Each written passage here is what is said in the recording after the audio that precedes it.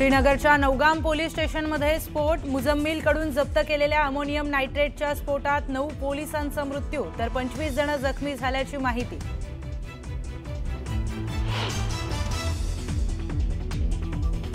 Palestine गाझामध्ये मदत पाठवण्याचा दावा करणाऱ्या इमाम अहमद रजा फाउंडेशनच्या सय्यद बाबरवर गुन्हा।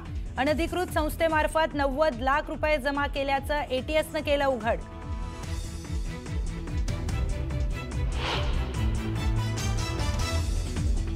बिहार निवडणुकीनंतर भाजपमध्ये मोठे संघटनात्मक बदल। केंद्रासह राज्यातील संघटनेत खांदेपालट होण्याची शक्यता। राष्ट्रीय अध्यक्ष बदलाबरोबरच राज्यात नवी प्रदेश कार्यकारिणीही जाहीर होण्याची शक्यता।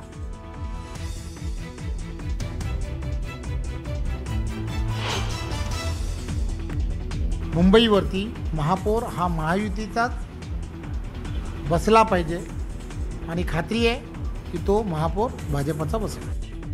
मुंबईच्या महापौर पदावर भाजपचा दावा। चव्हाणांकडून बोलताना चूक झाली असावी, राजू वाघमारेंचा टोला। तर महापौर हा महायुतीचाच होईल, फडणवीसांचं विधान।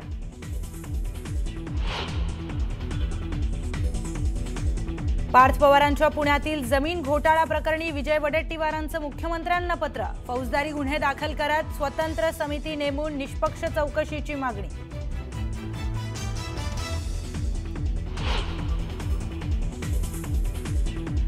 ताथवडे इथे शासनाची तब्बल 6.5 हेक्टर जमीन घोटाळा प्रकरणी 26 जणांविरोधात गुन्हा दाखल। शासनाच्या ताब्यातील मालमत्ता लाटण्यासाठी बनावट कागदपत्रांचा आधार।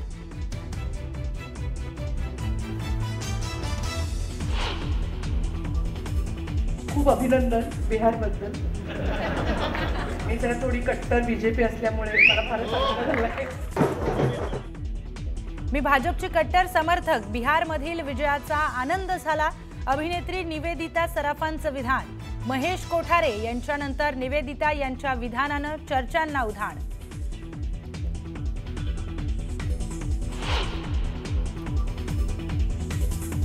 बिहारचा मुख्यमंत्री ठरवण्यासाठी आज एनडीए नेत्यांची बैठक होण्याची शक्यता। सर्वात मोठा पक्ष ठरलेल्या भाजपचा मुख्यमंत्री होणार की पुन्हा नितीश कुमारांनाच संधी मिळणार, याकडे नजरा।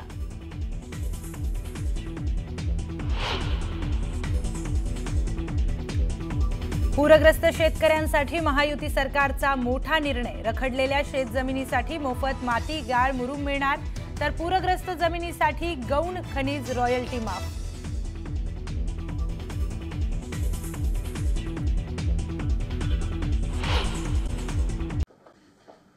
However, unfortunately, during this course, last night around 11:20 p.m., an accidental explosion has taken place. Any other speculation into the cause of this incident is unnecessary. In this unfortunate incident, 9 people have lost their lives. 1 personnel of SIA, 3 personnel of the FSL team, 2 crime photographers, 2 revenue officials who were basically part of the magistrates team, 1 tailor who was associated with the team. In addition, 27 police personnel, 2 revenue officials and 3 civilians from the adjacent areas have received injuries. The injured were immediately evacuated to the nearest hospital where they are being treated as we speak. The building of the police station has been very severely damaged and even the adjacent buildings have suffered. They have also been affected. The extent of this damage is being ascertained. The cause for this unfortunate incident is being inquired into. J&K Police stands in solidarity with the families of the deceased in this hour of grief. Thank you very much. Jai Hind.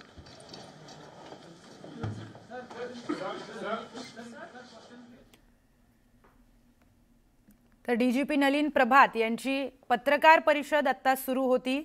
जो blast झालाय श्रीनगरच्या Naugam police स्टेशनमध्ये त्या संदर्भात माहिती त्यांच्याकडून देण्यात आली। या ब्लास्टमध्ये 9 जणांचा मृत्यू झालाय याची पुष्टी डीजीपी नलिन प्रभात यांनी पत्रकार परिषदेमध्ये केली आहे। तर 25 जण जखमी झालेले आहेत। श्रीनगरच्या नौगाम पोलीस स्टेशनमध्ये ही दृश्य आपण बघतोय, त्या पोलीस स्टेशनची ती दृश्य आहेत। मोठ्या पद्धतीत ब्लास्ट तिथे झालाय। श्रीनगरच्या नौगाम पोलीस स्टेशनमध्ये रात्री 11:20 भीषण स्फोट झालाय। या पोलीस स्टेशनचं मोठं नुकसान झालंय।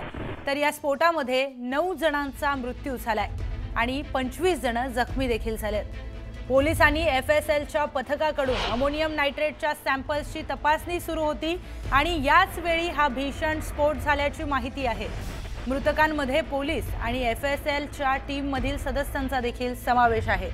तर हरियाणाच्या फरीदाबादमधून 2900 किलो अमोनियम नायट्रेट हे जप्त करण्यात आलं होतं। दिल्लीत झालेल्या स्फोटाशी याचा संबंध आढळून आला होता। या स्फोटामध्ये पोलीस स्टेशन पूर्णपणे उद्ध्वस्त झालंय। तर परिसरातील अनेक वाहनांना देखील आग लागली आहे। हा स्फोट नेमका कसा झाला याबाबत अद्याप कुठलीही स्पष्टता नाहीये। श्रीनगरमधील ब्लास्ट दहशतवादी हल्ला नसल्याची माहिती आता मिळाली आहे।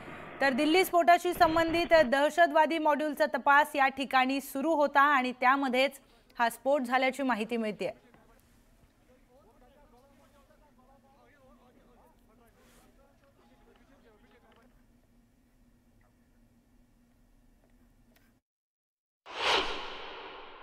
गैस एजेंसी इर्द गिर्द नहीं है, बल्कि पुलिस स्टेशन जो है वहाँ पे हो सकता है कि कुछ गैस सिलेंडर आए हों, लेकिन उसके अलावा जो है एक्सप्लोसिव मटेरियल फटा है क्योंकि ज़ोरदार धमाके की आवाज़ सुनाई दी और अभी भी यहाँ पे बू आ रही है, जिससे लगता है कि जो वहाँ पे एक्सप्लोसिव रखे गए थे उसी की वजह से जो है ये धमाका हुआ। क्योंकि FSL टीम की तरफ से जांच की जा रही थी और एक लोकल शख्स ने ये भी बताया कि एक टेलर मास्टर को लाया गया था बैग बनाने के लिए। उसका मतलब है कि वहाँ पे जो एक्सप्लोसिव मटेरियल था उसको अब बैग्स में रखना था, लेबलिंग करनी थी ताकि जांच जो है आगे बढ़ाई जाती, लेकिन वो ये जो उसकी जांच हो रही थी या उसकी पैकिंग के दौरान कहीं ना कहीं फटा होगा। अभी हालांकि कोई साजिश की कोई खबर इसमें दिखाई नहीं दी जा रही है, बल्कि एक्सीडेंटल ब्लास्ट ही बताया जा रहा है और लगता भी है कि शायद मिसहैंडलिंग हुई है या चूक हुई है उसको हैंडल करने में। कहीं ना कहीं यहाँ पे ऐसा कुछ हुआ होगा। हो सकता है कि कोई डिवाइस फटी हो, ग्रेनेड फटा हो, जिसकी वजह से बाकी एक्सप्लोसिव में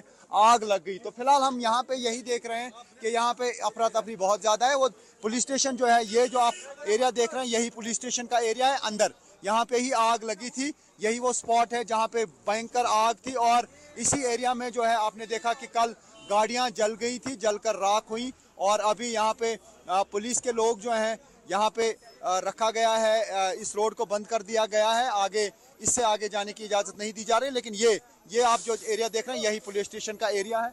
फिलहाल लगातार पुलिस ऑफिसर्स यहाँ पे आ रहे हैं और इस मामले की लगातार जांच की जा रही है कि किस तरीके से ये जो है ब्लास्ट हुआ, एक्सीडेंटल ब्लास्ट क्यों हुआ। जिस तरीके से यहाँ पे तहसीलदार थे या नायब तहसीलदार थे और FSL की टीम थी और एक टेलर मास्टर को बैग बनाने के लिए लाया गया था, तो उससे साफ लग रहा है कि एक्सप्लोसिव मटेरियल को पैक करना था।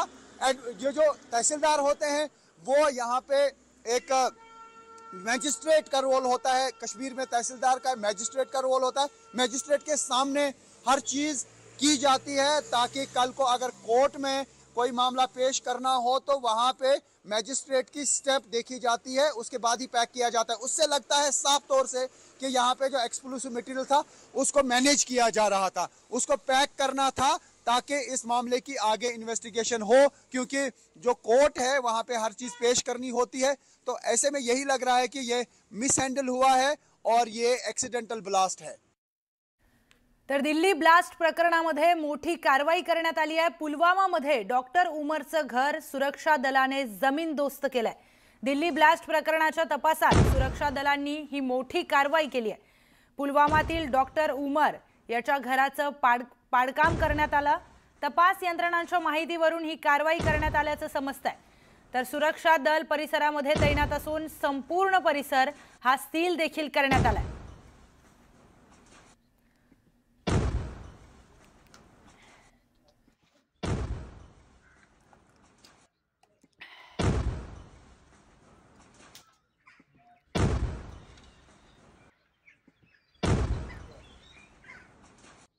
पाकिस्तान की जो बुरी शिकस्त हुई है ऑपरेशन सिंदूर में, उस शिकस्त के बाद पाकिस्तान को खाना पच नहीं रहा था और वहाँ के लोग इस वाक्य पर बहुत विश्वास रखते हैं कि ब्लीड इंडिया विद 1000 कट्स, मतलब भारत का खून 1000 बार काटो, उस तरह से बहता रहना चाहिए। यही उनका जीवन जीने का मकसद है शायद पाकिस्तानियों का। तो हमने देख लिया ये क्या घिनौनी हरकतें करवाते हैं पाकिस्तान। एक बार वंस एंड फॉर ऑल पाकिस्तान का पूरा नक्शा ही मिटा देना चाहिए इस पृथ्वी के ऊपर से, ऐसे मुझे लगता है। ऑपरेशन सिंदूर पार्ट 2 शुरू करने का भी समय आ गया।